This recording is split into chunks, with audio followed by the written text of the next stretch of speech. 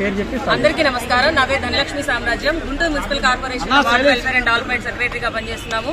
మేము రాష్ట్ర vice president గా ఉన్నాము. వెల్ఫేర్ అండ్ సెక్రటరీస్ అందరికీ కూడా ఈ రోజు కలెక్టరేట్ లో ఇక్కడ సమావేశం అవ్వడానికి కారణం ఏంటంటే, మాకు ట్రాన్స్ఫర్స్ అనేది జరుగుతున్నాయి. జీవో నెంబర్ 5 ని ఇచ్చారు మాకు ట్రాన్స్ఫర్స్ విషయం అయ్యి.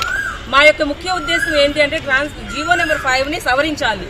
ఎందుకనంటే మాకు ట్రాన్స్ఫర్స్ విషయంలో మున్సిపాలిటీలో ఉండే వాళ్ళందరినీ కూడా మండల పరిధిగా తీసుకొని ట్రాన్స్ఫర్స్ చేస్తామన్నారు. కానీ మాకు వార్డు టు వార్డు ట్రాన్స్ఫర్స్ విషయమే మేము కోరుకుంటున్నాము. ఎవరైనా సరే ఇక్కడ ట్రాన్స్ఫర్స్ కోసమే మెయిన్ విషయం. మాకు ట్రాన్స్ఫర్స్ అనేది పారదర్శకంగా జరగాలి. ముఖ్యంగా మాకు రేషనలైజేషన్ అనేది ముందుగా చేసి తర్వాత ట్రాన్స్ఫర్స్ చేయాలి. రేషనలైజేషన్ లో మిగిలిపోయే ఉద్యోగులు కొంతమంది ఉన్నారు. వారిని ఏం చేయబోతున్నారు, వారిని ఎక్కడ సర్దుబాటు చేయబోతున్నారు అనే దాని మీద కూడా మాకు క్లారిటీ ఇవ్వాలి. వార్డు టు వార్డు అనేది మేము ట్రాన్స్ఫర్స్ ముఖ్యంగా కోరుకుంటున్నాము.